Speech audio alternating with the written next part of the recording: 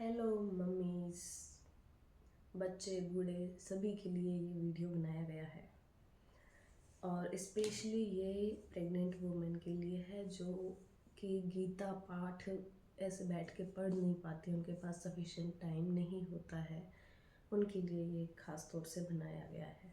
ठीक है, तो आज दूसरा दिन है। पहला वीडियो आप पहले जाके देख सकते हैं। आज दूसरे दिन का वीडियो हम शुरू करते हैं।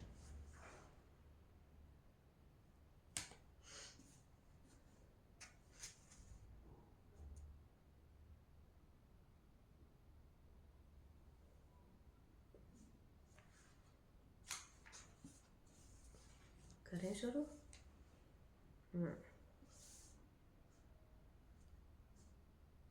इसके आरंभ में धृतराष्ट्र संजय से प्रश्न करते हैं। धृतराष्ट्र उवाच, इन्हें धृतराष्ट्र प्रश्न करते हैं। धर्म क्षेत्रे कुरुक्षेत्रे समवेता युयुत्सवः माम काहा पांडवाश्चैव किम कुर्वत संजय। धृतराष्ट्र बोले, हे संजय, धर्म भूमि कुरुक्षेत्र में एकत्रित युद्ध की इच्छा वाले मेरे और पांडु के पुत्रों ने क्या किया। प्रश्न, कुरुक्षेत्र किस स्थान का नाम है और उसे धर्म क्षेत्र क्यों कहा गया है।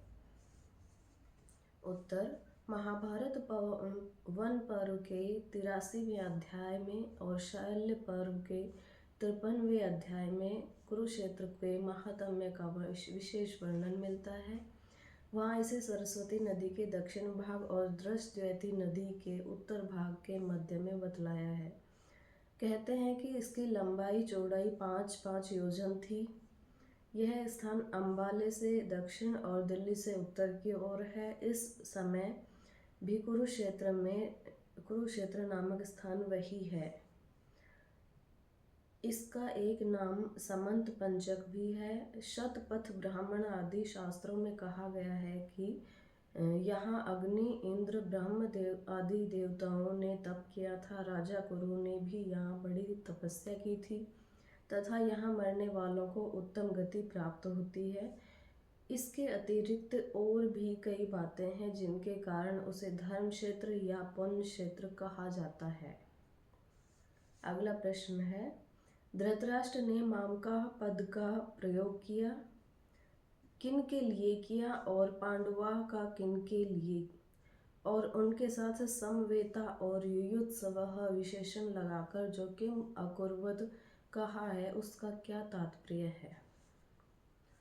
उत्तर, मामकाह पद का प्रयोग धृतराष्ट्र ने निज पक्ष के समस्त योद्धाओं सहित अपने दुर्योधन आदि 101 पुत्रों के लिए किया है और पांडवा पद का युधिष्ठिर पक्ष के सब योद्धाओं सहित युधिष्ठिर आदि 5 भाइयों के लिए। समवेता और युयोत्सव विशेषण देकर किम अकुर्वत कहकर धृतराष्ट्र ने गत 10 दिनों के भीष्म युद्ध का पूर्ण विवरण जानना चाहा है कि युद्ध के लिए एकत्रित इन सब लोगों ने युद्ध का आरंभ कैसे किया, कौन किससे कैसे भिड़े और किसके द्वारा कौन किस प्रकार और कब मारे गए आदि।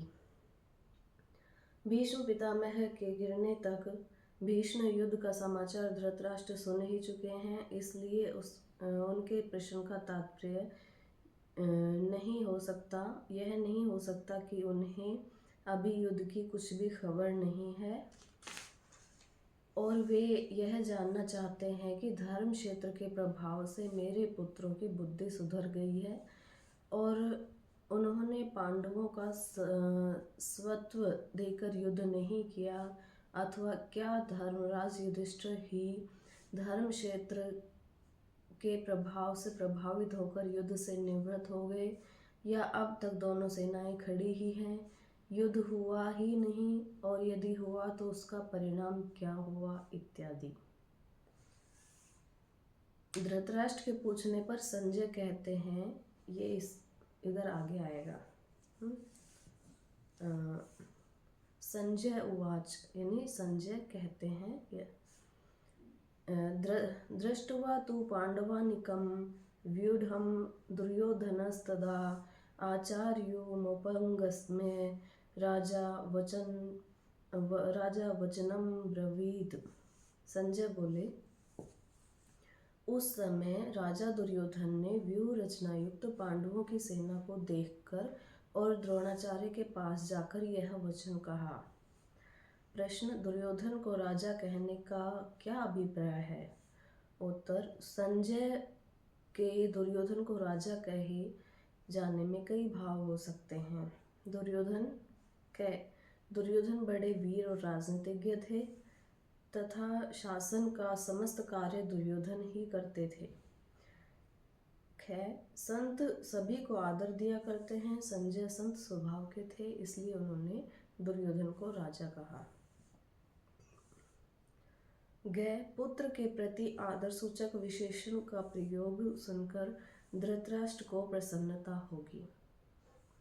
यानी राजा को खुश करने के लिए, धृतराष्ट्र को खुश करने के लिए भी हो सकता है संजय ने दुर्योधन को राजा कहा हो। प्रश्न, व्यूह रचना युक्त पांडव सेना को देखकर दुर्योधन आचार्य द्रोण के पास गए, इसका क्या भाव है?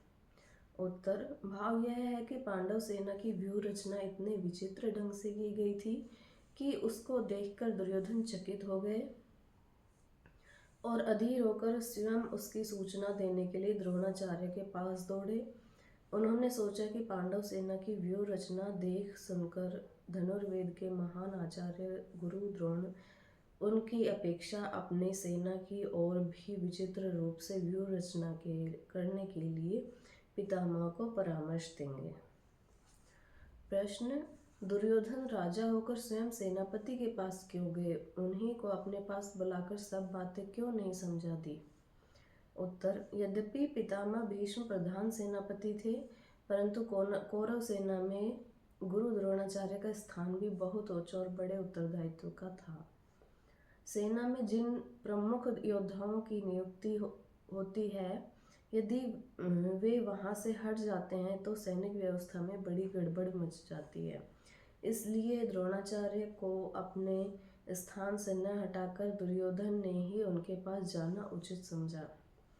इसके अतिरिक्त द्रोणाचार्य वयोवृद्ध और ज्ञानवृद्ध होने के साथ साथ ही गुरु होने के कारण आदर के पात्र थे और दुर्योधन का उनसे अपना स्वार्थ सिद्ध करना था, इसलिए भी उन्हें सम्मान देकर उनका प्रिय पात्र बनना उन्हें अभिष्ट था। परमार्थिक दृष्टि से सबसे नम्रतापूर्ण सम्मान युक्त व्यवहार करना ही कर्तव्य है। राजनीति में भी बुद्धिमान पुरुष अपना काम निकालने के लिए दूसरों का आदर किया करते हैं। इन सभी दृष्टियों से उनका वहां जाना उचित ही था। ठीक है, तो ये जो धृतराष्ट्र ने जो प्रश्न पूछा और संजय ने उसका उत्तर दिया, ये इन सब जो अब तक पढ़ा है मैंने उसमें यही बताया गया है। आगे का नेक्स्ट वीडियो में देखते हैं। और इसमें आप अपने पेट को ऐसे ऐसे करते रह सकते हैं, बच्चे ध्यान से सुनेंगे।